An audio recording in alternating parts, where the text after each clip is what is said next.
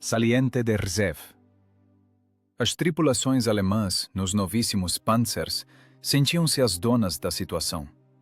A óptica deles, da famosa Zeiss, era considerada a melhor do mundo.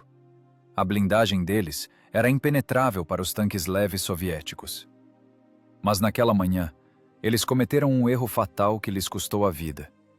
Eles confiaram demais na sua superioridade e esqueceram-se do frio. Neste relato, você verá um duelo único, onde o desfecho do combate não foi decidido pelo calibre do canhão, mas pelo conhecimento de termodinâmica e um simples canivete.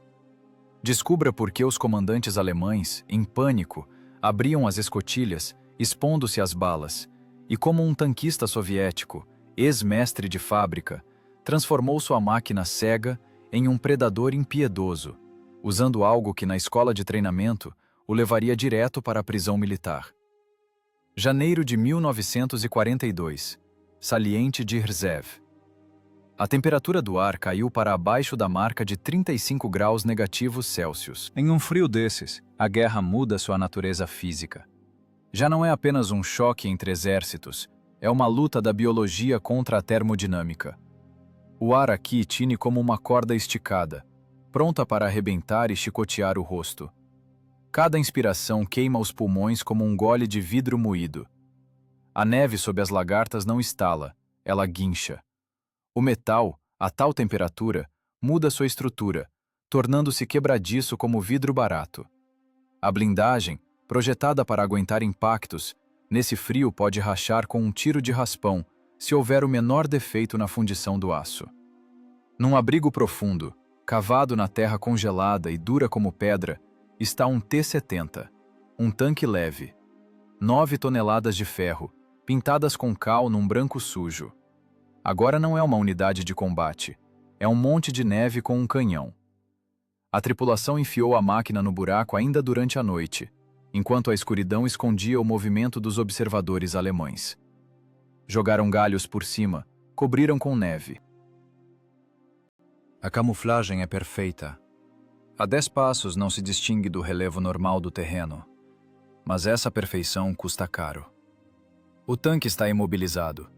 Ele é uma armadilha esperando que a fera pise na mola. Dentro do compartimento de combate é apertado. O T-70 é uma máquina ascética, criada não para o conforto, mas para a produção em massa. A tripulação é de apenas 2 pessoas, o motorista mecânico e o comandante, que acumula as funções de artilheiro, municiador e operador de rádio. Um soldado universal por necessidade. Agora eles estão sentados no ventre gelado, tentando não se mexer para preservar o calor do corpo. As paredes internas do tanque estão cobertas de geada. Se tocar nelas com a mão nua, a pele gruda instantaneamente e terá que ser arrancada com carne viva. O comandante do tanque, Kovalev, está sentado no banco duro, com um casaco acolchoado dobrado por baixo. Ele não é um militar de carreira no sentido clássico. Antes da guerra, era mestre de fábrica. Ele conhece o metal. Ele sente os mecanismos não através do regulamento, mas pelas pontas dos dedos. Para ele, o tanque não é um símbolo do poder do Exército Vermelho, mas um agregado complexo trabalhando no limite de suas capacidades. Ele ouve como os eixos giram com dificuldade, com esforço. Os motores Gás 202, uma instalação dupla, trabalham em marcha lenta.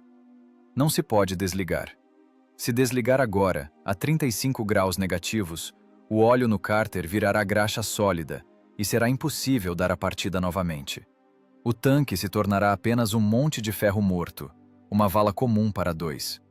A vibração dos motores passa para o chassi. Um tremor miúdo, irritante, que faz os dentes doerem. Mas esse tremor é a única coisa que diz que a máquina está viva. O cheiro no tanque é específico. Uma mistura de gasolina queimada, óleo de arma, botas de couro sintético congeladas e suor humano, que nesse frio se torna pegajoso e gelado. A ventilação está desligada para não esfriar ainda mais o ar, que já é gélido. O motorista, um rapaz jovem, se mexe no seu lugar na parte dianteira do chassi. Ele é quem sente mais frio. Ele está sentado praticamente sobre a chapa blindada do fundo. O frio atravessa as botas de feltro, passa por 2 pares de panos de pé e morde os ossos.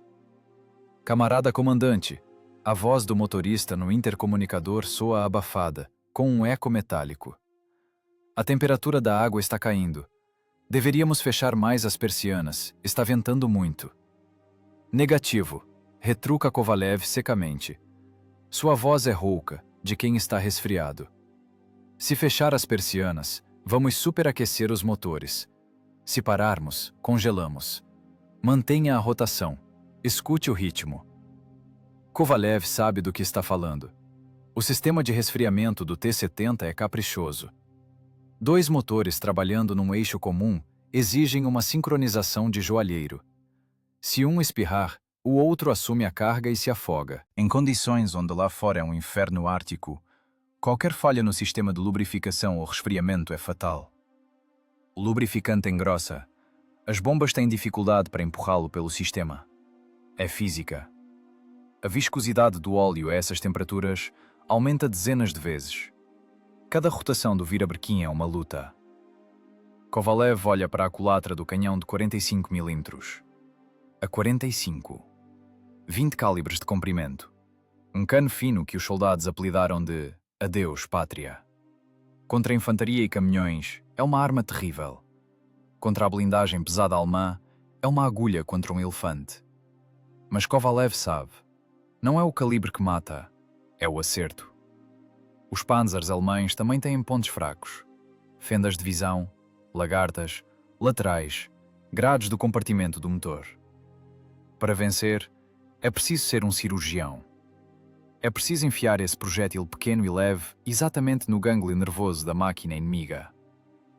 Vai demorar muito? Pergunta o motorista novamente. Na voz dele não há medo, mas uma tensão exaustiva. A espera pelo combate é pior do que o combate em si. Na luta funciona o reflexo, na espera funciona a imaginação. Estão vindo, responde Kovalev, olhando para o relógio. Os ponteiros congelaram e movem-se aos trancos. O reconhecimento informou. A coluna partiu há 1 hora. A neve está alta. Andam devagar. Aguarde. Kovalev limpa a fenda de visão com a manga. O vidro está gelado. A condensação da respiração congela instantaneamente, transformando-se numa catarata branca. É preciso esfregar constantemente, respirar para o lado, prender a respiração. É um ciclo infinito de luta pela visão. Se você não vê, você é um cadáver. Nesse silêncio branco, entre os pinheiros cobertos de neve, a morte chega rápido e sem ruído, até que soa o disparo. A floresta ao redor está imóvel. As árvores, vestidas com casacos de neve, parecem sentinelas congeladas. O silêncio lá fora é absoluto, mortal. Só dentro do tanque a vida zumbe. Esse contraste pressiona a psique. Você está sentado numa caixa de ferro, cortado do mundo, esperando que surjam no horizonte as silhuetas cinzentas com cruzes nas laterais. Kovalev verifica o porta-munição. Os projéteis estão frios, escorregadios de óleo. Perfurantes, subcalibrados, fragmentários. Cada peça vale ouro. A munição é limitada. Não haverá reabastecimento. Eles estão numa emboscada, isolados das forças principais. A missão é atrasar, engajar em combate, causar danos. Não houve ordem para morrer. Mas nos relatórios de perdas, a coluna, congelaram esperando o ataque. Não existe. Mãos, murmura Kovalev para si mesmo. Ele tira a luva e olha para os dedos. Estão brancos, perderam a sensibilidade. Mau sinal. Para operar os mecanismos de mira, são necessários dedos vivos e sensíveis. As manivelas do mecanismo de giro já giram pesado. A graxa nelas virou massinha de modelar. Se as mãos falharem, ele não conseguirá apontar a arma. Kovalev começa a esfregar intensamente as palmas uma na outra. Depois as enfia nas axilas, perto do corpo. A dor volta, aguda, quente. Isso é bom. Dor significa vida. Vejo fumaça, relata o motorista. Kovalev cola-se ao triplex. Longe, na orla da floresta, acima das copas das árvores, sobe uma fumaça azulada.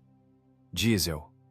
A técnica alemã trabalha com outro combustível, mas no frio todos os motores soltam a mesma fumaça densa. Eles estão vindo. Pesados, confiantes, os donos da Europa. Eles ainda não sabem que aqui, no Monte de Neve, está sentado um pequeno e zangado trator com um canhão, cuja tripulação congelou até os ossos e por isso ficou ainda mais furiosa. Preparar, comanda Kovalev. Rotação em regime de trabalho. Os motores rugiram, mudando a tonalidade. A vibração aumentou. O tanque sacudiu-se, derrubando a neve fofa da blindagem, como um cachorro saindo da água. O calor dos motores aqueceu um pouquinho, o mínimo possível, as costas do motorista através da divisória. Começava. O tempo comprimiu-se num único ponto. O frio recuou para o segundo plano, dando lugar ao cálculo frio. Agora só existiam o setor de tiro, a distância e a velocidade de voo do projétil. E o silêncio, que estava prestes a explodir. O zumbido dos motores gás transformou-se num uivo constante e forçado. A máquina vibrava como um organismo vivo, tentando se aquecer no frio mortal. Kovalev, curvado na torre apertada, puxou a manivela de giro, testando a suavidade do movimento. A graxa no anel da torre tinha engrossado, virando uma cola viscosa, e o mecanismo cedia com dificuldade, exigindo força física bruta. Mas a torre girava. Devagar, com relutância, mas girava. Isso era o principal. O canhão vivia. Restava apenas dar-lhe olhos. Kovalev encostou-se ao visor da mira telescópica. A borracha endureceu no frio e ficou dura como pedra, cravando dolorosamente na pele ao redor da órbita ocular. Ele esperava ver a fita cinzenta da estrada, as silhuetas negras dos pinheiros e, talvez, os primeiros rolos de fumaça dos veículos alemães. Seu cérebro já traçava trajetórias, calculava a antecipação, dividia a distância pela velocidade. Ele estava pronto para a batalha. Mas, em vez do campo de batalha, ele viu o vazio. Uma névoa turva e esbranquiçada cobria a ocular. Nem estrada, nem floresta, nem inimigo. Apenas um nevoeiro denso e impenetrável, brilhando por dentro com uma luz leitosa e mortiça. Kovalev piscou, pensando que o olho lacrimejava de tensão. Afastou-se, limpou a pálpebra com a luva áspera. Encostou-se novamente à mira. Nada. Cegueira. Cegueira técnica total e absoluta. Dentro do tanque, onde a temperatura mal passava de 0 graus graças ao calor da culatra e à respiração de 2 homens, a umidade era de 100%. Lá fora, o frio de 35 negativos pressionava. O aço maciço da máscara do canhão congelou completamente, tornando-se um acumulador de frio. Quando Kovalev exalou, preparando-se para mirar, ou quando o calor da culatra levemente aquecida tocou o corpo gelado da mira, a física implacável agiu. O ponto de orvalho deslocou-se para dentro da ótica. A umidade do ar condensou instantaneamente nas lentes. E não apenas condensou. Ao tocar o vidro gelado, cristalizou-se na hora. Não era vapor, era gelo. Uma crosta finíssima, mas opaca, de geada cobriu a ótica por dentro. Kovalev praguejou. Sujo, com raiva, por entre os dentes. Ele bateu com a palma da mão no corpo da mira, como se tentasse expulsar aquela cegueira na pancada. Inútil. Não é uma falha mecânica. É um beco sem saída termodinâmico. O aquecimento padrão da mira, uma espiral que deveria prevenir exatamente essas situações, estava morto. Talvez a fiação tenha queimado pela velhice, talvez os contatos tenham oxidado pela umidade, ou talvez a bateria simplesmente não fornecesse a tensão necessária naquele frio. O fato permanecia. O sistema anti-embaçante transformou-se num pedaço inútil de cobre. O que há lá, comandante? A voz do motorista nos fones de ouvido tremeu. Ele ouviu a pancada e o xingamento. O rapaz estava sentado embaixo, no seu compartimento, e não via nada além das alavancas e da estreita fenda do tríplex, que certamente também estava coberta. Ele dependia dos olhos do comandante. E o comandante estava cego. Mira, disse Kovalev, curto. Gelo. Não dá para ver? Nada? Como se fosse leite. Um segundo de silêncio. Apenas o rugido dos motores e o zumbido crescente lá fora. Agora esse zumbido tornou-se distinto. Não era apenas o barulho do vento. Era o tinir pesado e rítmico de metal contra metal. Lagartas. Tanques médios alemães. Eles estavam perto. Talvez meio quilômetro. Talvez menos. O som no ar gelado engana. Parece mais perto do que realmente está. Mas agora, o auto-engano não funcionava. O inimigo aproximava-se para a distância de tiro direto. O pânico na voz do motorista rompeu a estática do fone. Camarada comandante, se não os vemos, somos cadáveres. Temos que recuar. Vamos pela floresta antes que nos vejam. Aceleramos tudo. O medo do mecânico era compreensível. Ficar numa lata de conserva com 9 milímetros de blindagem lateral, contra canhões alemães de 75 milímetros, sem poder revidar, é uma forma sofisticada de suicídio. O T-70 não é um tanque de ruptura. Sua defesa é a velocidade, a manobra e o primeiro tiro. Sem visão, transformava-se num alvo imóvel, num alvo de treino no polígono. Kovalev sentiu o suor frio e pegajoso escorrer pelas costas sob o casaco. Recuar? Para onde? Atrás há um barranco, coberto de neve até a cintura. O tanque atolará de barriga em 10 metros. À esquerda, campo aberto, onde serão fuzilados como num estande de tiro. O único caminho é para frente, ou resistir até a morte. Mas como resistir se você não vê onde bater? Parar com o pânico! Rugiu Kovalev. Sua voz era dura como uma martelada. Ficar no lugar. Se mexer numa alavanca, eu mesmo atiro em você. Ele entendia. Qualquer movimento agora denunciaria a posição. Enquanto estiverem parados, são um monte de neve. Assim que o motor rugir sob carga e das tubulações de escape sair uma coluna de fumaça preta, todos os canos da coluna alemã virarão para eles. 3, 5, 10 tanques, uma salva, e do T-70 sobrará uma pilha de sucata fumegante. A chance de sobreviver estava em apenas uma coisa: permanecer invisíveis até o último momento, deixar chegar a queima-roupa e bater com certeza. Mas não havia como bater. A ótica estava morta. Kovalev raciocinava febrilmente. Respirar na ocular? Só vai piorar. Adicionará umidade. O gelo ficará mais grosso. Esfregar com o dedo? O vidro está fundo, não dá para alcançar, e a gordura dos dedos vai borrar a imagem de vez. Desmontar? Isso levaria 1 hora numa oficina aquecida. Eles não têm 1 hora. Eles têm minutos, talvez segundos. O estrondo das lagartas alemãs ficava cada vez mais alto. A terra começou a tremer levemente. As máquinas pesadas pressionavam o solo congelado. Kovalev imaginou os comandantes alemães, com os corpos para fora das escotilhas, examinando o terreno com binóculos. Eles provavelmente têm óticas Zeiss, de qualidade, mas não se engana a física nem com qualidade alemã. Eles também sofrem com o frio. Mas eles são muitos. E ele está sozinho. E cego. Era uma sensação de impotência absoluta. Você é um profissional. Conhece sua máquina até o último parafuso. Está pronto para matar e morrer. Mas uma pequena película de gelo com fração de milímetro de espessura anula tudo. A técnica venceu o homem. A natureza venceu a guerra. Comandante, eles estão perto. Eu ouço o barulho. O sussurro do motorista beirava o grito agudo. Cala a boca e ouça o comando, cortou Kovalev. Ele forçou-se a respirar uniformemente. Inspira, pausa, expira. O pânico queima oxigênio e tempo. Ele precisa de uma solução. Não a do regulamento, não a correta, mas a que funcione. Aqui e agora.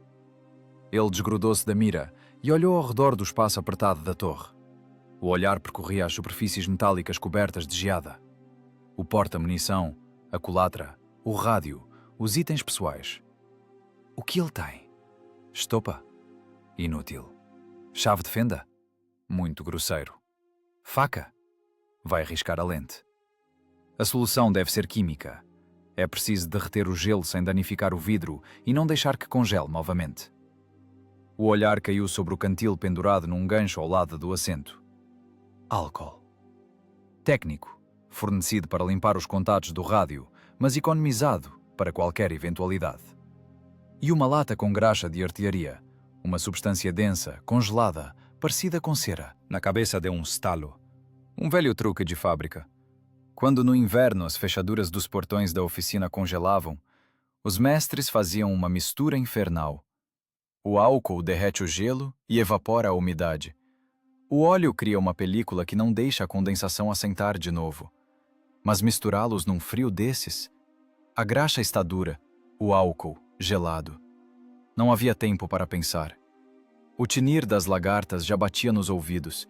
Parecia que os tanques alemães passavam direto por cima da cabeça. Kovalev arrancou o cantil do gancho. Os dedos não obedeciam. A tampa congelou. Ele arrancou a rolha com os dentes, sentindo o gosto de metal e de óleos fúsel. Aguenta firme, sussurrou ele para si mesmo e para a máquina. Agora vamos enxergar, ou morreremos vendo.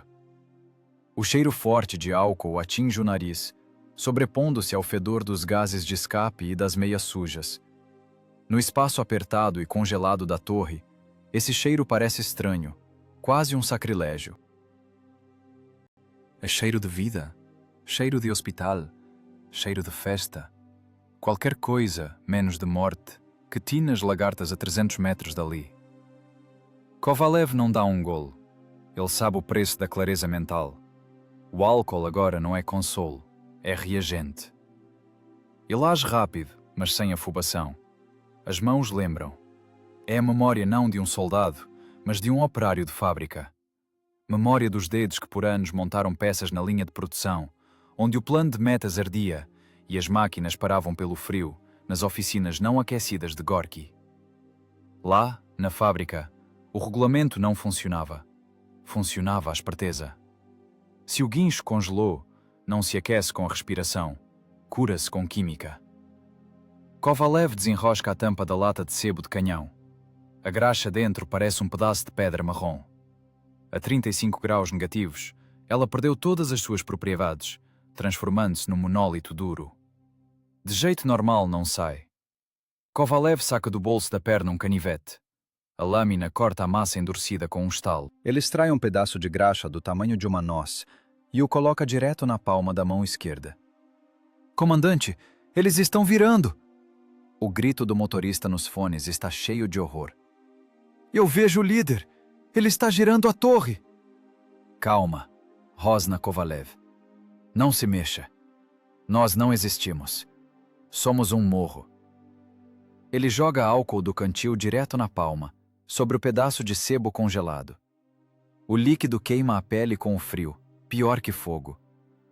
O álcool nessa temperatura corre como xarope, denso e viscoso. Kovalev começa a esfregar com força a graxa com o álcool entre as palmas. É uma barbárie. É uma violação de todas as instruções de operação de armamento de artilharia. Em qualquer escola, mandariam para a prisão por isso. Mas aqui não há prisão. Aqui só há o deserto gelado e os Panzer III procurando um alvo. Ele amassa a massa endurecida, aquecendo-a com o calor do próprio corpo e o calor do atrito. A química entra em reação com a física. O álcool começa a dissolver a estrutura cristalina das gorduras congeladas, tornando a graxa maleável. Ao mesmo tempo, funciona como anticongelante, absorvendo avidamente a umidade do ar e não deixando que vire gelo. Nas palmas, forma-se uma emulsão marrom suja e fedorenta. Uma papa líquida. Não é óleo de fábrica. É um substituto criado no joelho segundos antes da batalha. Mas essa gosma não vai congelar. O som lá fora muda. Ao zumbido grave dos motores a diesel, mistura-se um tinir agudo e estridente. São os mecanismos de giro das torres. Os alemães estão nervosos. Eles entendem que há uma emboscada em algum lugar aqui, mas não a veem. A óptica deles também está cega, mas eles têm vantagem. São muitos. Podem-se dar ao luxo de atirar às cegas, sondando cada monte de neve suspeito. A tripulação do T-70 não tem direito ao erro. Eles têm direito a apenas um tiro, cirurgicamente preciso. E para fazê-lo, precisam ver. Kovalev olha para as próprias mãos. Estão pretas de graxa, brilhando de álcool. A pele arde, como se tivessem tirado a camada superior. Mas os dedos se movem. A coordenação motora está preservada. Na cabeça, uma clareza fria e cristalina. Ele se lembra de seu mentor na fábrica, o velho mestre Petrovich. Ele sempre dizia: não existem máquinas ruins, existem mãos tortas. O mecanismo gosta de carinho e lubrificante, não de regulamento. Agora o tanque era aquela máquina, e era preciso fazê-lo trabalhar contra as leis da natureza. Aguenta, querida, sussurra Kovalev, dirigindo-se não ao motorista, mas ao canhão. Vamos curar você agora. Ele pega a estopa oleosa que guardava junto ao peito, no calor, e a mergulha na mistura resultante na palma da mão. O pano absorve avidamente a sujeira salvadora. A emulsão está pronta. Não é apenas lubrificante, é visão líquida. Agora o mais terrível. Para limpar as lentes por dentro, é preciso desmontar a ocular. Tirar a proteção de borracha, desparafusar o anel de retenção, tirar a lente. Fazer isso de luvas é impossível. Fazer isso com as mãos nuas a 35 graus negativos, tocando metal gelado, significa condenar-se voluntariamente a uma dor infernal. O metal gruda instantaneamente. A condutividade térmica do aço é tamanha que suga o calor dos dedos em segundos, causando necrose dos tecidos. Kovalev lança um olhar ao triplex. Ainda está turvo, mas através da névoa percebe-se algum movimento. As sombras adensam-se. Os alemães encurtam a distância. Mais um minuto, e chegarão a uma distância de onde até um cego não erraria. A vibração do chassi aumenta. O tanque treme, ressoando com o passo pesado da coluna inimiga. O motorista cala-se. Ele encolheu-se numa bola, agarrado às alavancas até os nós dos dedos ficarem brancos. Ele confia sua vida ao comandante, mas cada segundo de silêncio mata sua fé. Parece-lhe que o comandante demora, que paralisou. Mas Kovalev não demora. Ele calcula movimentos. Prepare-se para recuar, comanda Kovalev com voz firme, sem tirar os olhos de sua alquimia. Assim que eu atirar, imediatamente para trás, para a depressão do terreno. Aceleração total. Entendeu? Entendido. Expira o motorista. Só atira, comandante. Pelo amor de Deus, atira. Kovalev acena para si mesmo. A mistura no pano começa a esfriar, a engrossar. Não há mais tempo. A contagem passou para frações de segundos. Ele inspira profundamente o ar viciado do tanque, prende a respiração para as mãos não tremerem e leva a ferramenta à mira. Agora começa a operação. Sem anestesia, no coração aberto da máquina. O barulho lá fora cresce até virar o estrondo de uma avalanche. Parece que o próprio inverno vai tomar de assalto o pequeno abrigo deles. Mas não há medo. O medo congelou. Restou apenas a tarefa: desmontar, limpar, montar, matar. Kovalev tira as luvas. Seus dedos, vermelhos, vaporizados pelo álcool e pelo atrito, tocam o metal gelado da armação da mira. O frio morde instantaneamente, como uma armadilha. Começou. O primeiro toque do dedo nu na armação gelada da mira não é sentido como frio. É sentido como uma queimadura de ferro em brasa. As terminações nervosas, enganadas pela mudança extrema de temperatura, mandam ao cérebro um sinal de incêndio. Kovalev cerra os dentes, a ponto de ouvir o esmalte ranger. Não pode puxar a mão. O reflexo de autopreservação agora é o inimigo. Precisa suprimi-lo, sufocá-lo com esforço de vontade.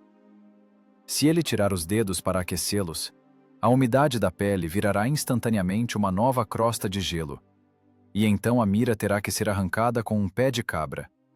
O trabalho começa. Não é um concerto. É neurocirurgia numa ferraria. O anel de retenção da ocular, fino, com rosca miúda, emperrou de vez. A graxa na rosca virou cola. Kovalev coloca as pontas do polegar e do indicador na superfície estriada do anel. A pele adere instantaneamente ao metal. Isso funciona melhor que qualquer ferramenta. A carne viva garante uma aderência perfeita que nenhuma luva daria. Ele faz força. É preciso girar no sentido anti-horário, suavemente, sem trancos. Se espanar a rosca, a mira vira um tubo inútil. Se apertar demais, o corpo frágil de alumínio pode rachar. O esforço aumenta. Os dedos ficam brancos, o sangue foge deles. O anel não cede. Lá fora, atrás da fina blindagem da torre, o estrondo dos motores alemães torna-se fisicamente palpável. Pressiona os ouvidos, vibra no diafragma. Parece que as lagartas dos Panzers já estão moendo a neve logo acima da cabeça. Comandante, ganha o motorista. Trabalhando, expira Kovalev por entre os dentes cerrados. Um estalo. Seco. Brusco. Não é osso. É metal. O anel moveu-se. Kovalev desenrosca-o rapidamente, tentando não derrubar. A peça minúscula agora é a coisa mais importante do universo. Se cair no ventre escuro do tanque, na mistura de cápsulas e lixo no chão, a batalha está perdida antes do primeiro tiro. Ele coloca o anel no joelho, na calça acolchoada. Agora a lente. Ele levanta a borda da lente com a unha. O vidro está gelado, morto. Sai dos encaixes com relutância. Kovalev tira-o e segura diante de si. Um círculo turvo, parecido com o olho de um velho com catarata. No lado interno, uma camada densa de geada, a mesma que os deixou cegos. A mão direita mergulha para o pano oleoso, embebido na mistura de álcool. O cheiro de álcool barato fica mais forte. Kovalev passa a estopa com força pelo vidro. A química entra na batalha. O álcool, com um chiado quase audível no silêncio da torre, devora o gelo. A gordura envolve a superfície, criando uma película hidrofóbica finíssima. O vidro clareia. A turvação vai embora, deixando uma superfície transparente, levemente oleosa. Agora o mais difícil: colocar tudo de volta no lugar. As mãos começam a perder a sensibilidade. O frio sugou a vida delas. Os dedos ficam de madeira, alheios. Não dobram, apenas imitam movimentos de agarrar. A coordenação motora está prejudicada. Kovalev sente os movimentos ficarem angulosos, espasmódicos. É o prenúncio do congelamento. Mais um minuto, e as mãos virarão tocos. Ele coloca a lente de volta na armação. Ela entra torta. Droga. Não pode forçar. Vai quebrar. Ele tira, coloca de novo. As mãos tremem. Não de medo, mas do esforço excessivo dos músculos tentando se aquecer. Quietas, ordena ele às suas mãos. Fiquem quietas. Segunda tentativa. A lente senta no encaixe com um clique. Perfeito. Agora o anel. Kovalev pega-o do joelho. Os dedos quase não sentem as estrias. Ele enrosca o anel pelo tato, rezando ao deus da mecânica para acertar o fio da rosca. Se entrar torto, trava de vez. A primeira volta. Vai duro. A segunda. Mais fácil. A terceira. Ele aperta o anel até o fim. A pele nas pontas dos dedos racha, deixando marcas vermelhas no metal. O sangue congela na hora, virando cristais marrons. Não há dor. A dor virá depois, quando a adrenalina baixar. Agora existe apenas a constatação fria do fato. Dano ao tecido cutâneo. Irrelevante. Toque final. Kovalev pega os restos da estopa oleosa e soca firmemente nas frestas ao redor da ocular, criando uma vedação improvisada. Hermetização.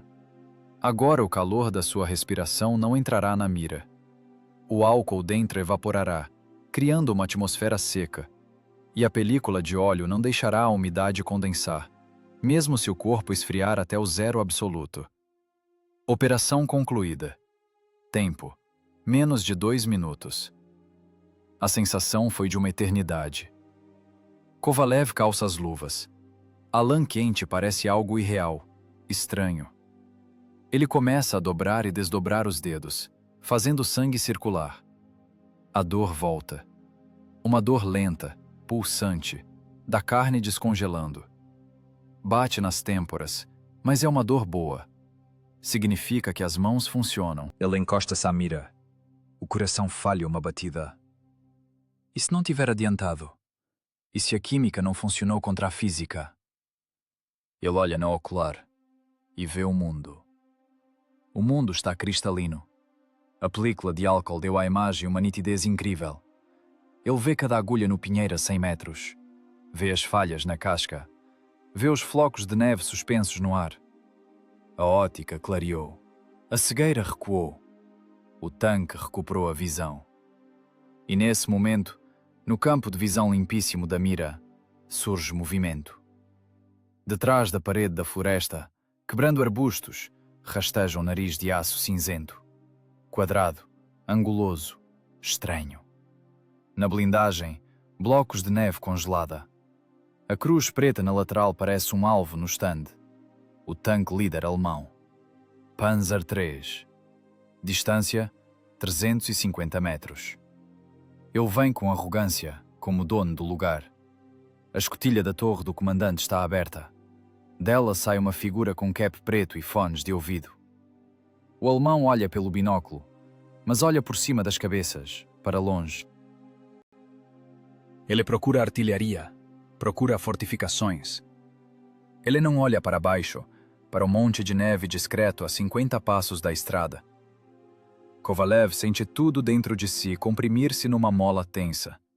A respiração para. Ali está ele, o inimigo. Vivo, real, de carne e aço. Enorme, pesado, mortal. E absolutamente cego para a ameaça que está sentada debaixo do seu nariz. Veja o alvo. A voz de Kovalev soa baixa, mas nos fones troveja como um sino. Distância 300. Perfurante. Perfurante pronto, responde o motorista. Na voz dele não há mais pânico. Há uma determinação zangada e desesperada. O comandante vê. Isso significa que estamos vivos. Kovalev põe as mãos nas manivelas de mira. Elas vão duras. A graxa ainda está grossa, mas agora ele vê para onde girar. A cruz da mira, preta e nítida contra o fundo branco da neve, começa a rastejar pela blindagem alemã. Ele não mira na frente. 50 milímetros de aço Krupp inclinado. Para 45, isso é uma parede impenetrável. O projétil apenas ricochetearia, deixando um arranhão. Bater na torre também é risco. A blindagem lá também é grossa. Precisa de um ponto vulnerável, um ponto de dor. A cruz desliza pelo corpo do Panzer. Ali está. A fenda de visão do motorista mecânico. Uma estreita abertura retangular, coberta por vidro blindado. O único olho pelo qual o motorista alemão olha para a estrada. Se acertar ali, a tripulação não apenas ficará cega. O projétil entrará na cabine e fará picadinho lá dentro. Mas acertar numa faixa de 10 centímetros de largura a 300 metros é uma loteria. As mãos não podem tremer. O tanque não pode vibrar. O coração deve parar. Curta, comanda Kovalev. O motorista tira o pé. A vibração diminui. O tanque para. Um segundo de silêncio antes da tempestade. Kovalev alinha o fio vertical da mira exatamente sob a borda da fenda de visão. Não precisa de antecipação. O alvo vem quase de frente. Bem, Hans, sussurra Kovalev. Olhe nos meus olhos. O dedo suavemente, sem tranco, aperta o pedal de disparo. A haste desce. O percussor solta-se da trava. Fogo. Na cruz da mira, que um segundo atrás tremia de tensão, agora a morte congelou. Mas antes que o projétil de 45 milímetros vença os 300 metros de ar gelado, vale entender em quem ele voa. Na estrada, cortando a brancura virgem da neve com as lagartas, não está apenas uma máquina. É a encarnação da máquina de guerra alemã. À frente da coluna vem 3 tanques médios Panzer III. Para janeiro de 1942, é um adversário sério. 22 toneladas de aço ligado, criado pelo Grupo Krupp. Blindagem frontal de 50 milímetros, reforçada com chapas adicionais. Um canhão de cano longo de 50 milímetros, capaz de atravessar o leve T-70 a 1 quilômetro de distância. Pelas leis da ciência militar, o encontro dessas duas máquinas é uma sentença para o tanque soviético. O T-70 é 2,5 vezes mais leve. Sua blindagem é, essencialmente, uma proteção contra balas, salvando apenas de estilhaços e tiros de raspão. Num combate direto, frente a frente, o 3 alemão deveria esmagá-lo sem nem notar. É a luta de um peso pesado contra um adolescente. Mas aqui, no saliente de Rzhev, entra no jogo um terceiro participante, o frio. E ele muda as regras. Os alemães vêm autoconfiantes, arrogantes. Eles não manobram, não buscam abrigo, não zigue-zagueiam pela estrada. Eles avançam direto, pelo centro, levantando nuvens de pó de neve. A confiança deles baseia-se na sensação de total superioridade e na cegueira. As escotilhas das torres dos comandantes nas 3 máquinas da frente estão escancaradas. Delas saem, da cintura para cima, os comandantes das tripulações. O uniforme preto da Panzerwaffe contrasta fortemente com a neve branca. Eles não se escondem atrás da blindagem. Pelo contrário, exibem-se. Isso parece bravata, desprezo pelo perigo, mas um olhar experiente vê outra coisa por trás disso. Não é heroísmo, é uma derrota técnica. A óptica alemã, a famosa Zeiss, conhecida por sua pureza e precisão no mundo todo, perdeu para o inverno russo. Os sistemas complexos de lentes e prismas, não calculados para variações de temperatura de 60 graus, do calor dentro do tanque aos 35 negativos fora, embaçaram e cobriram-se com uma crosta de gelo. Exatamente como aconteceu com Kovalev 5 minutos atrás. Mas os tanquistas alemães não tiveram a esperteza de fábrica, ou o álcool, ou a vontade de congelar as mãos desmontando os instrumentos. Eles escolheram uma solução mais simples: abrir as escotilhas e olhar com os próprios olhos. É um erro fatal. Um erro nascido da arrogância. Eles estão convencidos de que os tanques russos, se estiverem aqui, estão igualmente cegos. Que ninguém conseguirá fazer fogo mirado num tempo desses. Eles acham que controlam a situação, examinando os arredores com binóculos por cima da blindagem. Mas o olho humano no frio lacrimeja, o vento arranca lágrimas, a atenção diminui. O frio não apenas trava os movimentos, ele congela a vigilância. O tanque líder alemão agora é um gigante cego, terrível, poderoso, mas indefeso. Ele gira a torre, move o cano longo de um lado para o outro, mas é um movimento mecânico, assustando o vazio. O motorista mecânico do Panzer olha pela fenda estreita do triplex, que certamente está coberta de geada nas bordas, deixando-lhe uma visão não maior que uma caixa de fósforos. Ele vê apenas o rastro à frente. Ele não vê o monte de neve camuflado ao lado. A coluna atrás dos tanques esticou-se como uma cobra. Caminhões Opel Blitz cobertos de lona, transportadores semilagartas com infantaria. Eles se apertam contra os tanques, buscando proteção neles. A infantaria nas carrocerias enrola-se nos capotes, enrolando na cabeça tudo o que conseguiram encontrar. Lenços femininos, pedaços de cobertores. Transformaram-se em trouxas sem forma, pensando apenas no calor. As armas deles estão geladas, os dedos não dobram. Se o combate começar, precisarão de segundos apenas para entender de onde atiram, e ainda mais tempo para fazer as mãos endurecidas manobrarem o ferrolho. Kovalev vê todos eles. Através de sua ótica iluminada pelo álcool, Ele vê até o vapor saindo da boca do comandante alemão do tanque líder. Ele vê como aquele leva o binóculo aos olhos com luvas pretas. Vê o giro autoconfiante da cabeça. É o duelo de um vidente contra um invisível. O T-70, pequeno, apertado, tremendo com a tensão dos motores, agora tornou-se o ápice da evolução do predador. Ele fundiu-se com o terreno. Sua tripulação deixou de ser humana e tornou-se função da arma. O medo foi embora. Restou o cálculo nu. A distância diminui. 300 metros. 280. Os detalhes tornam-se assustadoramente nítidos. Vêem-se os rebites na blindagem alemã. Vê-se a lagarta sobressalente parafusada na chapa frontal para proteção extra. Mas Kovalev sabe. Essa lagarta não salvará. Se bater na frente, o projétil ricocheteará como ervilha na parede, soltando apenas faíscas. A blindagem do 3 é calculada para esses impactos, mas toda a armadura tem uma brecha. A fenda de visão do motorista no tanque alemão é um retângulo de vidro blindado. O vidro é grosso, multicamadas, mas não é aço. Ele segura bala, segura estilhaço, mas não aguentará o impacto direto de um projétil maciço de aço de 45 milímetros. E atrás do vidro está a cabeça do motorista e as alavancas de controle. Kovalev não apenas mira, ele calcula a anatomia da máquina inimiga. Um golpe na fenda de visão é garantia de parada. O tanque vai parar, bloqueará a estrada para os outros. A coluna vai se misturar, começará o caos.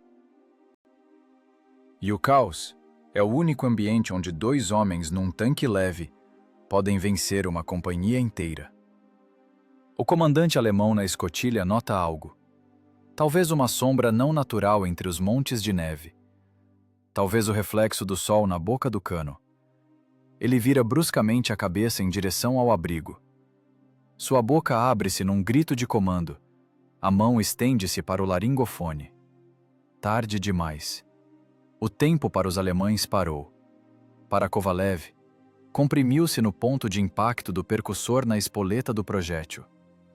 A física do tiro já foi iniciada. A pólvora no cartucho inflama, criando uma pressão de 2.500 atmosferas. O projétil solta-se das estrias, cortando o ar frio. O som do disparo da 45, estalado, seco, parecido com um golpe de chicote, rasga o silêncio do inverno. Mas o comandante alemão não o ouvirá. O projétil voa mais rápido que o som. Primeiro virá a morte, e só depois o som de sua chegada.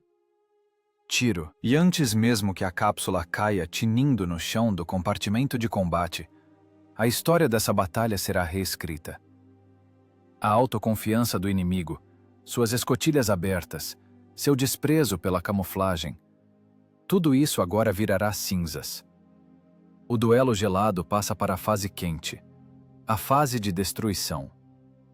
O cano do canhão de 45 milímetros recua bruscamente. O recuo é curto, zangado, como o golpe de um boxeador. Dentro da torre apertada, esse golpe é sentido fisicamente. O ar comprime-se, batendo nos tímpanos apesar do fone de ouvido. A culatra faz clangor, ejetando a cápsula de latão fumegante. Ela cai no chão estriado com um tinido pesado, enchendo instantaneamente o espaço gelado com um cheiro acre e amargo de pólvora queimada. Esse cheiro crava nas narinas, superando o fedor de álcool e suor. É o cheiro da guerra que passou da fase de espera para a fase de ação. 300 metros de distância para um projétil perfurante voando a 760 metros por segundo. Não é nem tempo. É um instante. Menos de meio segundo. O olho humano não é capaz de registrar esse voo. O comandante alemão, exposto na escotilha, nem consegue virar a cabeça para o som do tiro. Seu cérebro ainda não processou o sinal acústico e a física da destruição já assumiu seus direitos. O projétil chega exatamente onde a mão do ex-mestre de fábrica e a ótica iluminada pelo álcool o guiaram. Na fenda de visão do motorista mecânico. Não é apenas um acerto. É o colapso da proteção de engenharia alemã. O vidro blindado triplex calculado para segurar balas e pequenos estilhaços, encontra-se com 1,5 kg de massa de aço temperado. A energia cinética do impacto é colossal. O vidro não racha. Ele pulveriza-se em poeira de vidro. O projétil, sem perder energia, arromba a moldura de aço do visor. O metal rasga-se como papel, retorcendo-se para dentro em espirais. Dentro do tanque alemão, acontece um inferno em espaço fechado. O projétil entra no compartimento de direção. O motorista morre instantaneamente. Sua morte não é cena de cinema. É mecânica cruel. O projétil e a nuvem de estilhaços secundários, pedaços de blindagem, vidro, parafusos de fixação, transformam a parte dianteira do compartimento de combate num moedor de carne. Os controles são destruídos. As mãos do motorista são jogadas das alavancas pela onda de choque e pelos estilhaços. A máquina de 22 toneladas, o Panzer III, perde o controle em velocidade total. A lagarta esquerda continua girando. A direita trava. Talvez o motorista morto tenha caído sobre a embreagem ou estilhaços tenham travado a transmissão. O tanque é jogado bruscamente para a direita, num tranco. A inércia da enorme massa de aço faz com que ele gire quase 90 graus. O chassi inclina-se. As lagartas explodem a neve, levantando uma parede branca misturada com lama. O comandante alemão, que um segundo atrás olhava arrogantemente o horizonte, voa por inércia com o peito contra a borda da escotilha. O impacto na borda blindada quebra-lhe as costelas. O binóculo cai das mãos e voa para a neve. Ele ainda está vivo, mas atordoado, desorientado e sem entender nada. Sua guerra ideal acabou. Começou o caos. O tanque para atravessado na estrada. O motor Maybach morre, afogado sem fornecimento de combustível. Agora não é uma máquina de combate, é uma barricada. Um monte de metal morto, bloqueando o caminho de toda a coluna. Acertei, expira Kovalev. Não há emoção. Há a fixação do resultado. Dentro do T-70 não há tempo para alegria. O ferrolho semiautomático faz clangor, abrindo a culatra. Kovalev, agindo como um autômato, pega o próximo projétil do porta-munição. O projétil está gelado. Os dedos grudam na cápsula, mas ele o arranca do suporte num puxão. As mãos trabalham mais rápido que o pensamento. Enfiar o projétil na câmara, batida com a palma. O clangor da cunha do ferrolho. A arma está pronta. Recuar! Grita Kovalev. O motorista do T-70 reage instantaneamente. Ele esperava esse comando. O pé afunda o acelerador. As mãos puxam as alavancas. Os motores gás uivam no limite das rotações. O tanque pula para trás, para o fundo do abrigo, escondendo-se atrás do parapeito de neve. No mesmo segundo, o lugar onde estava a torre do tanque soviético é rasgado por uma rajada de metralhadora alemã. As balas traçantes estalam na terra congelada, derrubando galhos da camuflagem. Os alemães acordaram, mas atiram no vazio. O fantasma já não está lá. Na estrada começa o pânico. O segundo tanque da coluna, que vinha atrás do líder atingido, freia bruscamente. As lagartas bloqueiam. A máquina desliza de lado no gelo, quase batendo na traseira do da frente. O terceiro tanque tenta ir para o acostamento, mas ali a neve afunda. Os caminhões atrás amontoam-se. Os motoristas pisam no freio. Os veículos batem para-choques. A formação desfez-se. A Ordnung alemã, a ordem, foi destruída com um tiro preciso. Kovalev, através da mira, vê o resultado do seu trabalho. O Panzer líder está imóvel. Da escotilha aberta do motorista, ou do que sobrou dela, sai uma fumaça preta densa. Não é o motor. É a fiação ou o óleo da transmissão queimando dentro do compartimento de direção. O rastro negro sobe para o céu azul cristalino, sujando-o com fuligem. Calibre 45. Sussurra Kovalev, encostando-se novamente à ocular. Ervilha, dizem? Depende de onde acertar. Ele vê tudo com clareza cristalina de novo. A mistura de álcool mantém a ótica transparente. As lentes não embaçam. O T-70 está pronto para o bote novamente. O segundo tanque alemão começa a girar a torre. Caoticamente, nervosamente. Ele procura o inimigo. Seu cano longo varre a orla da floresta, os montes de neve. Mas ele está cego. Sua ótica continua congelada. O artilheiro alemão olha para o vidro turvo, tentando adivinhar o clarão do tiro. Mas não há tiro. O T-70 está em silêncio, coberto pelas dobras do terreno e pela tinta branca. Kovalev entende. Agora começará o mais difícil. O efeito surpresa foi usado. O inimigo sabe que ele está aqui. Agora não é fuzilamento em stand. Agora é combate de manobra. Dança com a morte no gelo. Um contra uma matilha inteira. Vamos para a frente, mais à esquerda, atrás da colina, comanda Kovalev. Mudamos de posição. Não pare, senão congela. O pequeno tanque arranca do lugar. Leve, ágil, ele não rasteja. Ele desliza pela neve. Os motores, 2 6 cilindros de automóvel pareados, não têm a potência de um diesel de tanque, mas dão ao T-70 uma arrancada furiosa.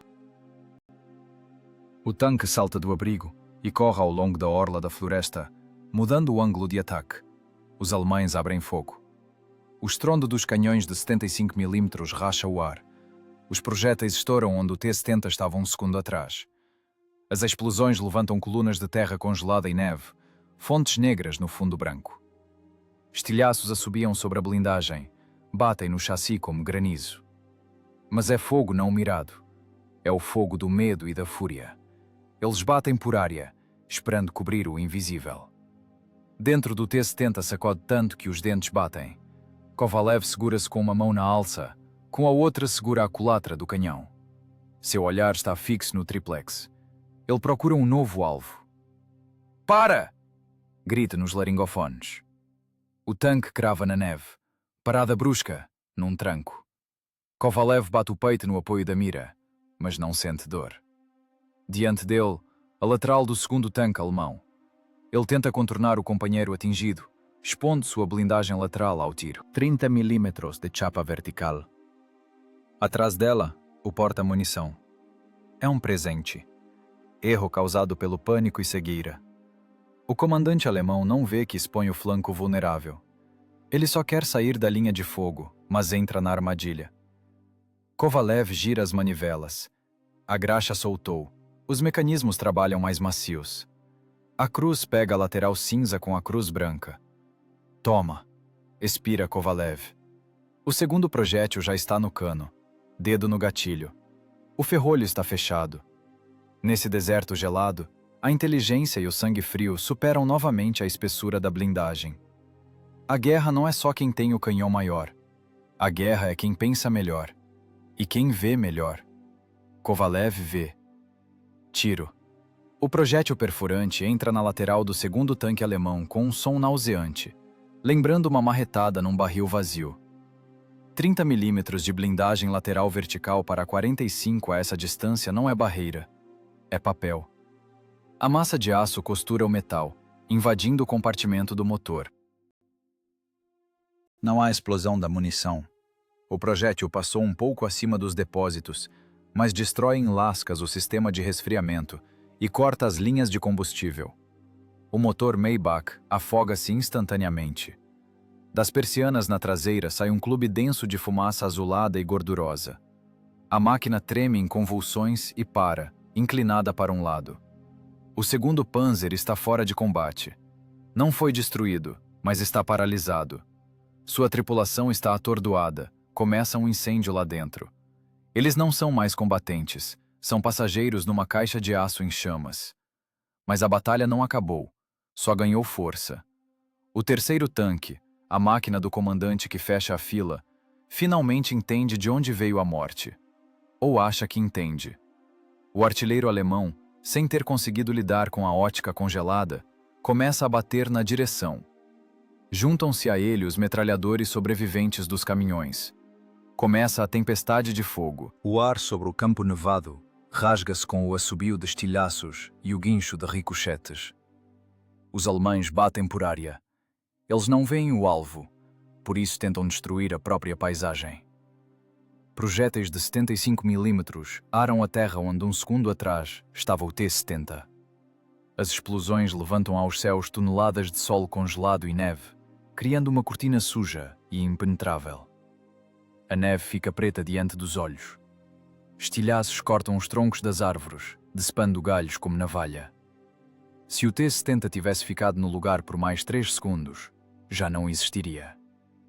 A blindagem leve não aguenta o impacto de um alto explosivo pesado. Uma explosão próxima à massa lateral atordoa a tripulação, arranca a lagarta. Um acerto direto transforma a máquina numa vala comum. Mas o tanque já não está lá. Para trás! Esquerda 30! Acelera! Os comandos de Kovalev invadem os ouvidos do motorista, através do estrondo das explosões. O motorista trabalha com as alavancas como um possuído. No compartimento de direção apertado faz um calorão, apesar dos 35 negativos lá fora. O suor escorre dele, inundando os olhos. Ele está só de túnica. O casaco foi jogado aos pés. É levantamento de peso em espaço confinado. As alavancas de controle das embreagens laterais são duras, sem assistentes. Para virar o tanque na neve fofa, é preciso jogar o corpo todo sobre o aço, vencendo a resistência das lagartas que mordem o gelo. 2 motores de automóvel Gaz 202 pareados rugem no limite de suas capacidades. 140 cavalos para 9 toneladas de peso. É pouco. Mas é o suficiente para o tanque leve voar pelo campo de batalha como uma vespa zangada. O T-70 salta da nuvem de pó de neve 50 metros à esquerda. Ele usa as dobras do terreno, pequenos barrancos, buracos cobertos de neve, arbustos. Para uma máquina baixa, com pouco mais de 2 metros de altura, qualquer monte de neve é um abrigo. "Pare!" grita Kovalev. O tanque mergulha de nariz. As lagartas arranham o gelo de lado. A parada é necessária só por 1 segundo. Atirar em movimento no T-70 é desperdício de munição. Não há estabilizador. A suspensão é dura. A máquina sacode. Para acertar, tem que parar. Kovalev pega na cruz a silhueta do terceiro tanque, que furiosa, mas inutilmente fuzila o abrigo vazio. Tiro. O projétil risca a torre do alemão, soltando um feixe de faíscas. Ricochete. O ângulo de encontro foi muito agudo, mas impacto é impacto. Dentro da torre alemã, o timido é tal que sai sangue dos ouvidos. "Vamos embora! Para a frente!" Kovalev não espera o troco. O tanque arranca novamente. Não é briga de pesos pesados, onde decidem os milímetros de blindagem. É um duelo de sobrevivência, onde a velocidade é a única defesa. O T-70 não tanca o dano. Ele morde e desaparece. Ele é um tanque fantasma. Os alemães estão furiosos. Eles não entendem a lógica de movimentação do tanque russo. Eles veem o clarão do tiro, viram os canos para lá, dão uma salva, mas os projéteis rasgam o vazio. E 10 segundos depois, uma nova ferroada chega pelo flanco. Para o motorista, essa dança é um trabalho infernal. Ele não vê o campo de batalha. Ele vê apenas um setor no tríplex estreito. Ele dirige a máquina orientando-se pelos comandos do comandante e pelo próprio sentido de traseira. Ele sente o solo através do fundo. A lagarta pegou no gelo. O tanque derrapou. Precisa tirar o pé na hora, recuperar a aderência, senão derrapa e vira de lado para o tiro. Neve fofa. Pé no fundo para não atolar. Os motores esquentam. Os ponteiros de temperatura rastejam para a zona vermelha. Paradoxo da guerra. Lá fora um frio ártico capaz de matar tudo o que é vivo. E dentro os motores derretem de sobrecarga. Falta ar para o sistema de resfriamento. Os radiadores estão entupidos de neve. Mas não se pode diminuir a rotação. Parada é morte. "Direita! Para a depressão!" comanda Kovalev. O tanque mergulha numa depressão rasa, sumindo da vista dos artilheiros alemães quase completamente. Só a torre fica acima da neve. É a posição ideal para tiro de contra-encosta. O corpo está coberto pela terra, visíveis apenas o canhão e os instrumentos de observação. Kovalev, apesar da trepidação selvagem, mantém a calma gelada. Suas mãos, há pouco endurecidas, agora movem-se com precisão e economia. Ele recarrega a arma. A cápsula voa para o chão. Novo projétil na culatra. Clique do ferrolho. Nesse movimento caótico, a sua própria matemática cruel. Kovalev mantém o esquema da batalha na cabeça. Primeiro tanque, parado. Segundo, parado e fumegando. Terceiro, vivo, revida, mas perdeu a orientação. Infantaria, deitada na neve, pressionada pelo medo e frio. Caminhões, presa fácil, mas não se pode gastar munição neles agora. O inimigo principal é o terceiro Panzer. Essa batalha vira do avesso o próprio conceito de tática de tanques. O T-70, criado como tanque de apoio à infantaria, é forçado a desempenhar o papel de caça-tanques, e está conseguindo.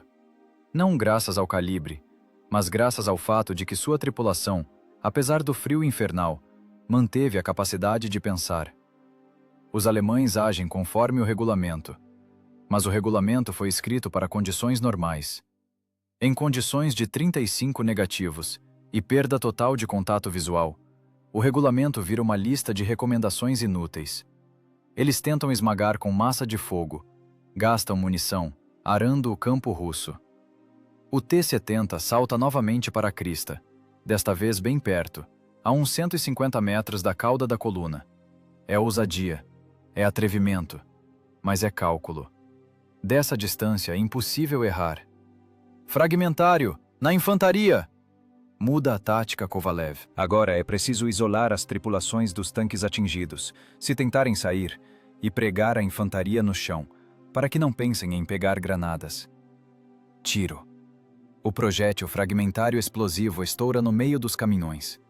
As lonas pegam fogo, tábuas das carrocerias voam para todo lado. A onda de choque varre as figuras em capotes cinzas. O pânico aumenta. Vamos embora! De ré! O motorista engata a ré. O tanque recua, escondendo-se na nuvem do próprio escape e da neve levantada. Novo desaparecimento. O tanque fantasma continua seu jogo mortal. Ele está em todo lugar e em lugar nenhum. Ele é a voz desse deserto gelado, punindo pela negligência. Os motores uivam, abafando os gemidos dos feridos. As lagartas lixam o gelo. A graxa nos roletes aqueceu com o atrito. A neve na blindagem derrete e congela na hora em escorridos de gelo. A máquina cobriu-se com um glacê de gelo, parecendo um monstro de conto de inverno. Mas esse conto é assustador. Kovalev limpa o suor da testa com a manga. O coração bate regular, pesado. A adrenalina não embriaga, ela clareia a consciência. Mais uma passagem, diz ele no microfone. E acabamos com eles. Ele sabe que não pode continuar assim para sempre. Cedo ou tarde, um projétil perdido ou estilhaço vai achá-los. Ou os motores não aguentarão, ou a lagarta arrebenta no frio. Precisa colocar um ponto final. Precisa acabar com o líder. O terceiro tanque ainda é perigoso. Ele ainda os procura. E seu cano agora aponta perigosamente perto de onde eles se esconderam. O tempo de esconde-esconde está acabando. Começa o tempo do fuzilamento. O caos da batalha não é movimento desordenado. É uma equação com muitas variáveis que precisa ser resolvida em tempo real. A coluna alemã está destruída, a formação quebrada, mas o inimigo ainda está vivo e mortalmente perigoso. A fera ferida morde pior. O tanque que Kovalev danificou com o tiro no compartimento do motor não morreu definitivamente. Seu motor parou. Mas a inércia e a raiva da tripulação ainda mantêm a máquina no jogo. A torre do Panzer continua girando. Devagar, aos trancos. Aparentemente, a hidráulica do giro pifou junto com o motor e o artilheiro gira a manivela na mão, sufocando com o esforço e a fumaça que enche o compartimento de combate. O objetivo dele é achar o ofensor, achar e destruir. O cano longo do canhão de 75 mm, parecido com o dedo indicador do destino, tateia o horizonte. Ele passa pelo abrigo do T-70, volta, hesita. O artilheiro alemão não vê o alvo, tenta adivinhá-lo intuitivamente, pelos clarões, pelo som. Se ele adivinhar, a blindagem de 9 milímetros do tanque soviético não salvará. Um tiro sortudo, no som, transformará a tripulação de Kovalev em cinzas. Kovalev entende isso com clareza cristalina. Ele não tem tempo para a manobra. O tanque está na depressão, as lagartas fundas na neve. Para sair, precisa de tempo, e o cano do inimigo já olha quase a queima-roupa. Resta apenas uma coisa: tirar do inimigo a última chance, tirar a visão dele, definitivamente. Fragmentário, comanda Kovalev. Não, negativo, perfurante, bate nos olhos. Essa decisão não é emocional, é de engenharia. Furar a frente da torre é inútil. Tentar acertar no cano é loteria. Mas a ótica são os olhos de vidro do monstro de aço. Eles são vulneráveis. Se arrancá-los, o tanque vira uma caixa cega, com gente assustada dentro, que não sabe para onde atirar e para onde ir. Kovalev aponta a cruz para a cúpula do comandante do Panzer. Lá, no perímetro, ficam os instrumentos de visão, os triplex. Blocos grossos de vidro multicamadas, através dos quais o comandante do tanque vê o campo de batalha. Agora, é o único fio ligando os alemães ao mundo exterior.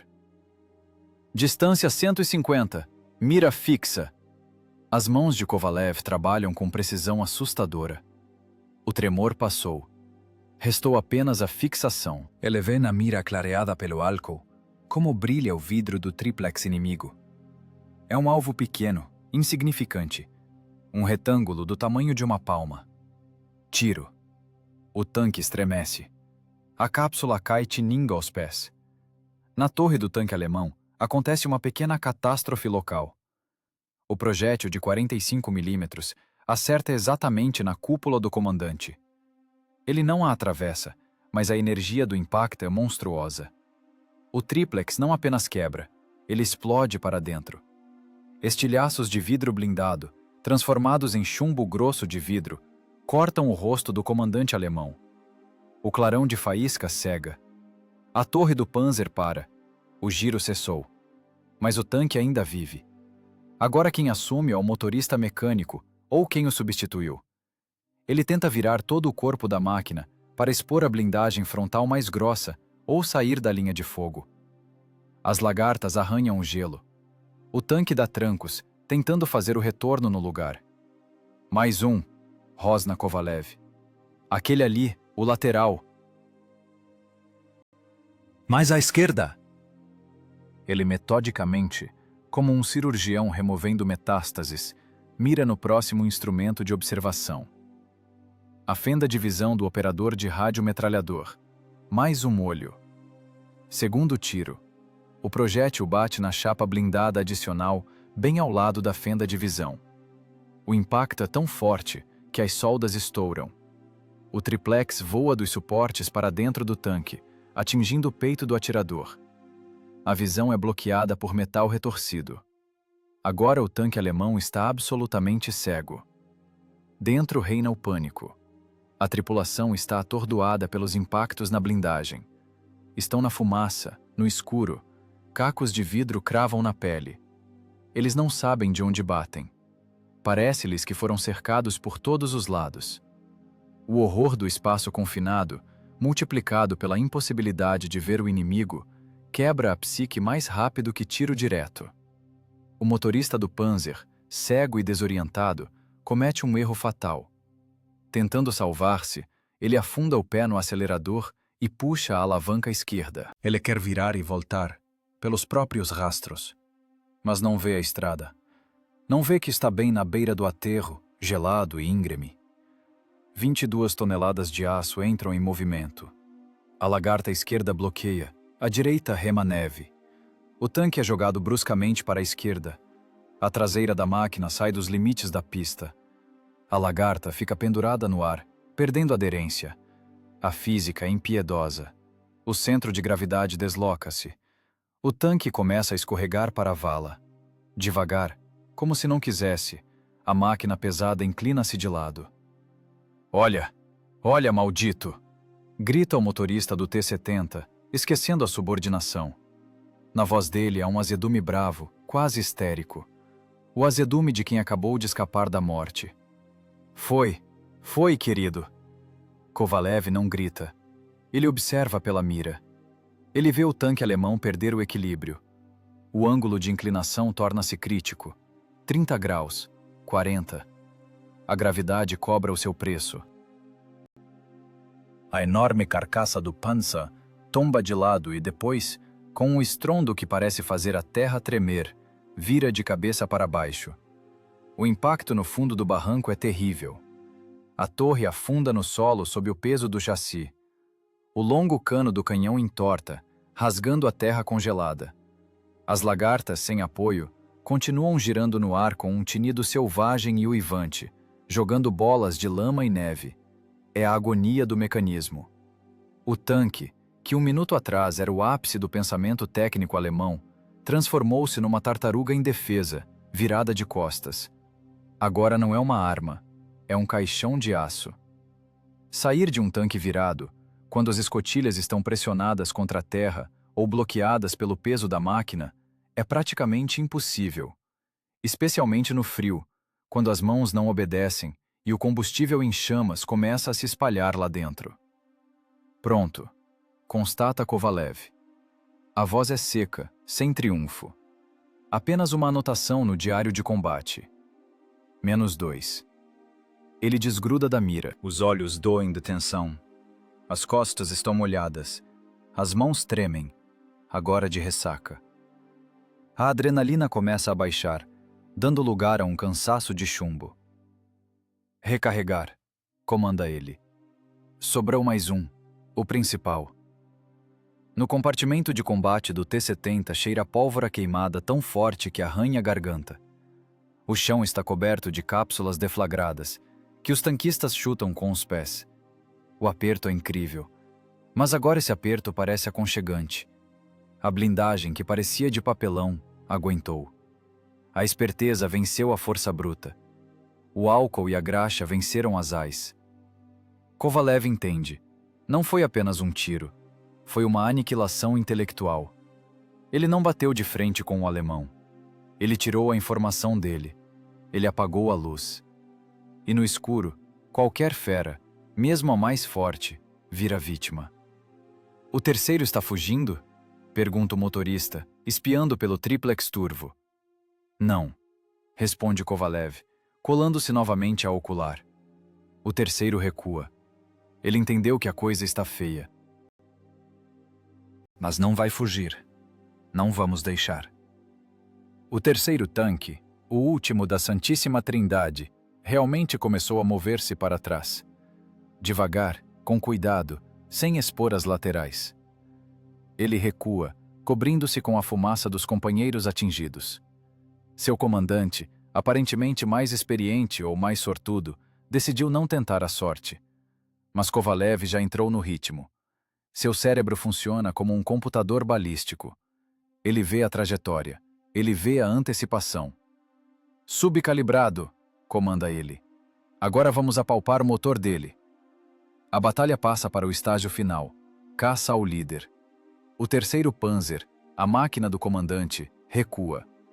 Esse movimento é não natural, humilhante para uma técnica de combate pesada. O tanque, criado para romper e dominar, agora lembra um caranguejo rastejando desajeitado para a toca. O motorista dos alemães mantém a rotação alta, tentando tirar a máquina da zona de abate mais rápido. Mas a marcha a ré no 3 não foi feita para corridas. As lagartas patinam, jogando fontes de pó de neve. O comandante do tanque alemão, pelo visto, manteve restos de sangue frio. Não expõe a lateral. Mantém a blindagem frontal estritamente para a ameaça, tentando cobrir-se com a carcaça fumegante do seu companheiro atingido. Mas ele não considera a geometria. Kovalev, na sua torre, está calmo como uma jiboia. A tremedeira da adrenalina passou, dando lugar à frieza calculista. Agora ele não é um homem, é parte do computador balístico. Seu cérebro constrói automaticamente o triângulo de velocidades. Vetor de movimento do alvo, vetor de voo do projétil, Ponto de encontro. Subcalibrado. Esse comando já foi executado. Na culatra está um projétil BR-240P. Leve, predador, com núcleo de carboneto de tungstênio. Não é uma marreta, como o perfurante, nem um martelo, como o fragmentário. É um furador. Em distâncias acima de 500 metros é inútil. Perde velocidade e energia. Mas aqui, a 150 metros, sua trajetória é reta como um raio laser. A óptica do T-70, lavada com a mistura bárbara de álcool e graxa, brilha com pureza original. Nenhuma mancha, nem reflexos de arco-íris, nem a geada traidora.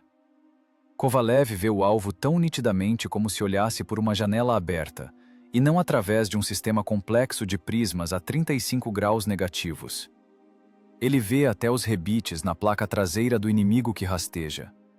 Vê as grades do compartimento de transmissão e motor, os pulmões do tanque. O alemão faz uma manobra, tentando desviar da cratera de uma explosão.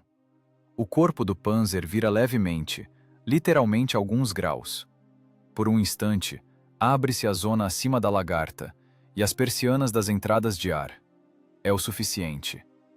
Antecipação meia figura, sussurra Kovalev. Toma, Hans, um presentinho no motor. Kovalev não bate na torre. Lá a frente é grossa. Ele bate no miolo. No motor Maybach. 12 cilindros, 300 cavalos. Gasolina. Os tanques alemães, assim como os leves soviéticos, funcionam a gasolina. É a força e a maldição deles. Vapores de gasolina no volume fechado do compartimento do motor só esperam uma faísca. O tiro com o subcalibrado soa mais seco, mais agudo. O projétil deixa o cano com velocidade furiosa, quase 1000 metros por segundo. A distância para ele não existe. O clarão do tiro e o impacto na blindagem fundem-se num som só. O núcleo de tungstênio bate na grade lateral do compartimento do motor. O aço da grade, frágil no frio, estilhaça-se. O projétil costura o radiador, rasga os tubos do sistema de resfriamento e crava no bloco de cilindros. A energia cinética da transformação do metal em calor é monstruosa. Dentro do compartimento do motor, ocorre um salto instantâneo de temperatura. O metal quente do núcleo encontra-se com a mistura de ar e combustível, jorrando dos carburadores perfurados. Clarão. Não se vê de fora imediatamente. Primeiro o tanque alemão estremece, como se levasse um choque. De todas as frestas do compartimento do motor, pelas persianas, pelas frestas das escotilhas, sai uma fumaça azulada. Um segundo de silêncio enquanto o fogo ganha força, devorando o oxigênio. E então, ocorre a explosão volumétrica dos vapores. A placa traseira sobre o motor estufa. As escotilhas do compartimento do motor são arrancadas das dobradiças e, girando no ar, caem na neve. Do ventre da máquina, sai uma coluna de chamas rugidoras, laranja vivo. Elas une como num maçarico. A gasolina queima com avidez, brilhante, soltando fumaça preta e gordurosa. O tanque para. O motor está morto. O fogo passa instantaneamente para o compartimento de combate através da fina divisória. O sistema de extinção de incêndio, se funcionou, é impotente contra um tanque furado e tungstênio em brasa. As escotilhas da torre abrem-se.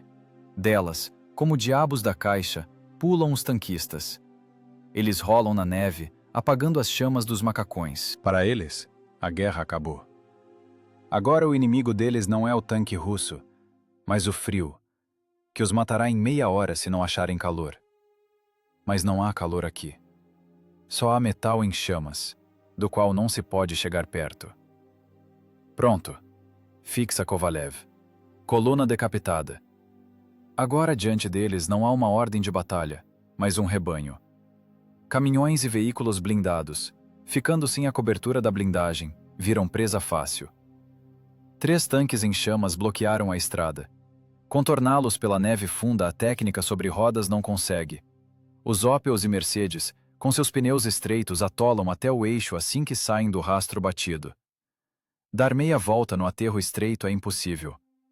Começa o pânico. Os motoristas dos caminhões abandonam os veículos, pulam na neve, tentando correr para a floresta. A infantaria nas carrocerias agita-se. Oficiais tentam pôr ordem, balançando pistolas, mas seus gritos afogam-se no rugido das chamas e no zumbido crescente da batalha. Fragmentários! Fogo rápido! Comanda Kovalev. O T-70 sai do abrigo. Agora não tem a quem temer. Ele vai ao longo da coluna como um lobo ao longo de um rebanho de ovelhas. O canhão 45 late metodicamente, mandando projétil após projétil no aglomerado de veículos. As lonas rasgam-se, lascas voam para todo lado. Explodem barris de combustível nos caminhões de suprimento. A estrada vira um corredor de fogo. Mas Kovalev não gasta munição em alvos isolados. O trabalho dele ele fez. Quebrou a espinha dorsal do ataque inimigo. Acabar com eles é trabalho dos outros. Da floresta, dos montes de neve que pareciam mortos, levantam-se figuras em camuflagem branca. Infantaria russa. Eles esperaram por esse momento. Deitaram na neve por horas, transformados em montes de neve, congelados até os ossos, mas não se denunciaram.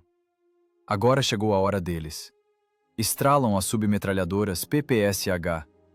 Assobiam surdos os fuzis Mosin. A infantaria corta os motoristas alemães da floresta, prensando-os no saco de fogo na estrada.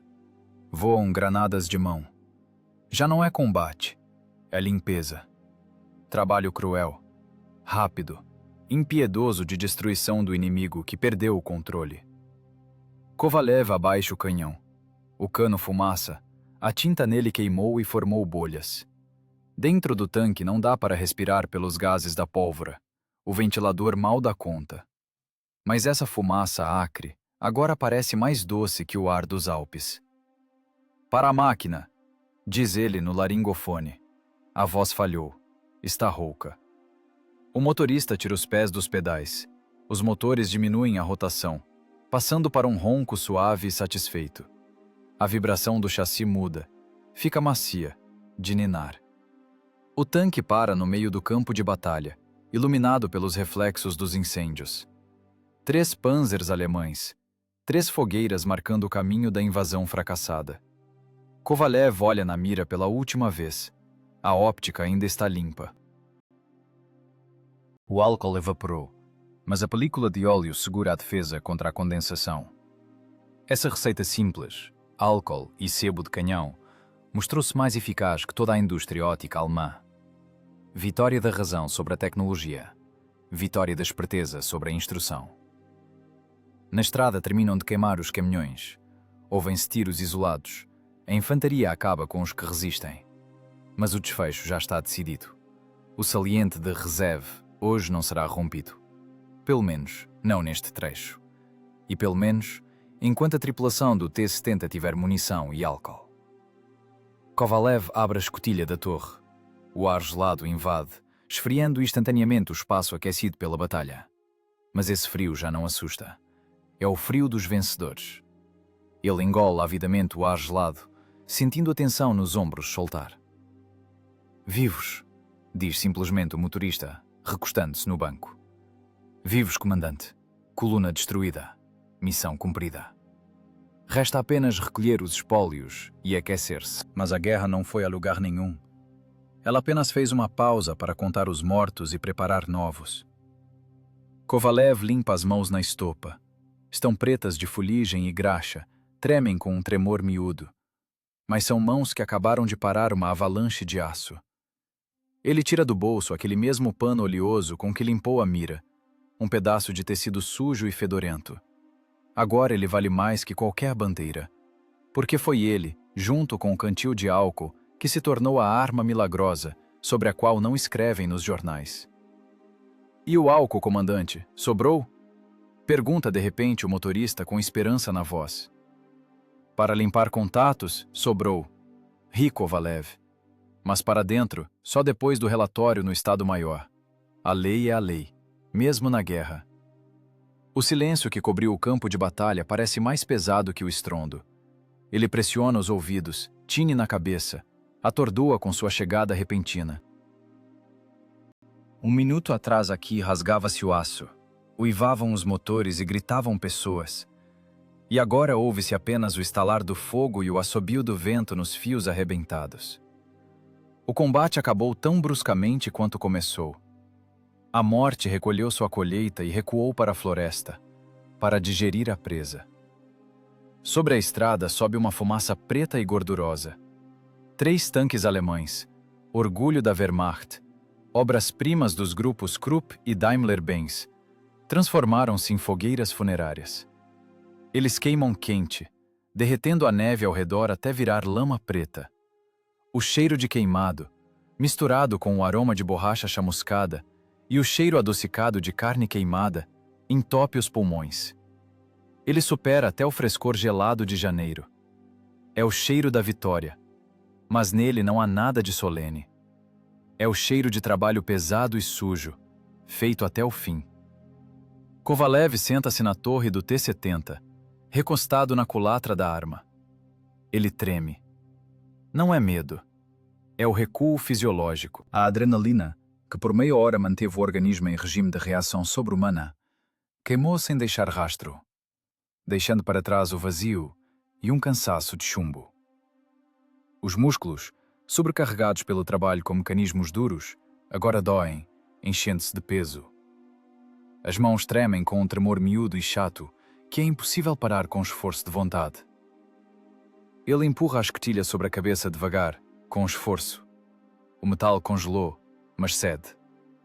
O ar gelado invade o compartimento de combate como uma avalanche, esfriando instantaneamente aquele microclima criado pelos gases da pólvora e pela respiração humana.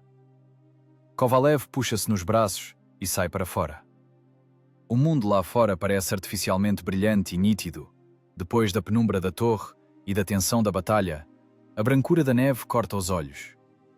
Ele senta-se na borda da escotilha, balançando as pernas de botas de feltro para dentro. O frio logo começa a tatear a túnica suada, mas Kovalev não nota. Ele olha para as mãos. As palmas estão pretas de fuligem, graxa e resíduo de arma. A pele nos dedos está esfolada, sangra, mas o sangue já secou em crosta. Na mão direita, ele ainda aperta o pedaço de estopa.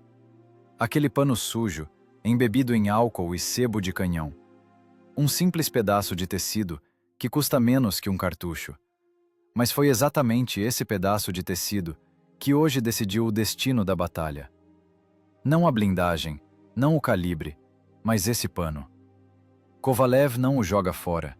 Ele dobra com cuidado, quase com carinho, a estopa oleosa e a esconde no bolso do peito da túnica, perto do coração. Não como talismã. Na guerra não há lugar para superstições.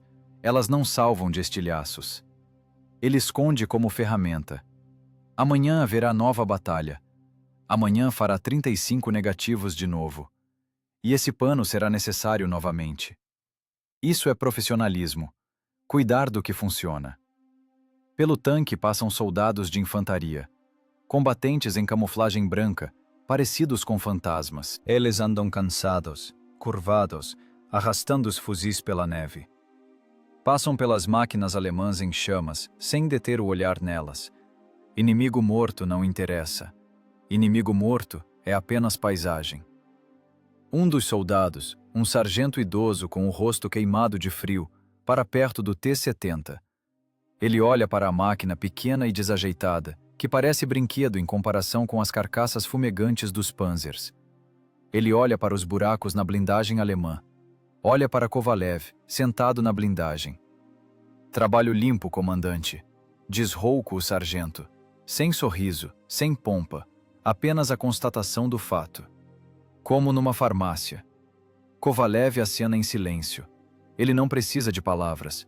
Nesse aceno curto está todo o reconhecimento que ele precisa. A infantaria sabe o preço do apoio dos tanques. Se o tanquista fez o seu trabalho, a infantaria ficou viva. É uma troca simples e honesta. Kovalev pega um cigarro. Os fósforos quebram nos dedos duros. O sargento estende o isqueiro. A chama acende, iluminando os rostos cansados. Kovalev traga, e a fumaça do tabaco parece a coisa mais gostosa que já provou na vida. Ele olha para o campo de batalha não como vencedor, mas como engenheiro examinando o local de um acidente. Ele vê a anatomia do ocorrido. Os alemães perderam não porque tinham tanques ruins. O Panzer III é uma máquina magnífica. Confiável, confortável, potente. Eles perderam não porque eram covardes. Eles foram para o ataque de pé nas escotilhas, de corpo inteiro. Eles perderam porque esqueceram a lei principal da guerra. Não é a técnica que guerreia, é o homem. Eles confiaram na instrução. Acreditaram que a qualidade alemã da óptica era mais forte que o inverno russo. Não se adaptaram. Ficaram dentro dos parágrafos do regulamento. E o regulamento não prevê frio que racha o aço. A tripulação do T-70 saiu dos limites. Kovalev lembrou da fábrica, lembrou da física, lembrou da química. Ele transformou a desvantagem, o frio, em sua arma. Fez do tanque uma extensão da sua vontade. Misturou álcool e graxa para ver quando os outros ficaram cegos. Foi a vitória da razão sobre a matéria. A vitória da mente flexível sobre o dogma rígido. No deserto gelado, onde a técnica morre, sobrevive quem sabe pensar fora da caixa. Quem entende. O tanque é apenas um monte de ferro, até que a tripulação lhe sopre vida. Está esfriando, diz o motorista, saindo da escotilha atrás do comandante. Ele pega o ar avidamente com a boca, esfregando o rosto com neve. A noite vai bater nos 40. Que bata, responde Kovalev calmamente, sacudindo a cinza. Agora sabemos como trabalhar com isso. Ele bate com a palma na blindagem da torre. O metal tine, esfriando. O tanque, sua cápsula de gelo, aguentou. Os motores gás, criados para caminhões civis, aguentaram essa dança mortal. O canhão 45, do qual os artilheiros de calibres pesados riam, achou os pontos vulneráveis e matou os gigantes. Porque estava nas mãos certas. Kovalev termina de fumar e joga a bituca na neve. Ela chia e apaga. Hora de seguir em frente. A guerra não acabou com a destruição de uma coluna. Pela frente ainda há centenas de quilômetros de neve, milhares de tanques alemães e um inverno infinito. Mas agora não há medo. Há a compreensão da mecânica do processo. Há o algoritmo da vitória. Basta manter a ótica limpa e a cabeça fria. Para as máquinas, comanda Kovalev. A voz soa firme, como um ferrolho. Verificar níveis dos fluidos, reabastecer munição. Ele desce de volta para o ventre de ferro do tanque, para onde cheira óleo e vida. A arma não é só aço, calibres e espessura de blindagem. A arma mais terrível é a inteligência, multiplicada pela determinação de sobreviver. E enquanto a cabeça funcionar, enquanto as mãos lembrarem o ofício e no bolso houver um pano oleoso, esse pequeno tanque será mais terrível que qualquer armada de tigres. A escotilha fecha, os motores espirram e recomeçam sua canção regular e confiante. O T-70 gira no lugar, levantando pó de neve, e vai para a floresta, dissolvendo-se no silêncio branco. Deixando para trás as carcaças fumegantes da autoconfiança inimiga, que nem entenderam quem e como os matou. O duelo gelado acabou. Mas o trabalho continua.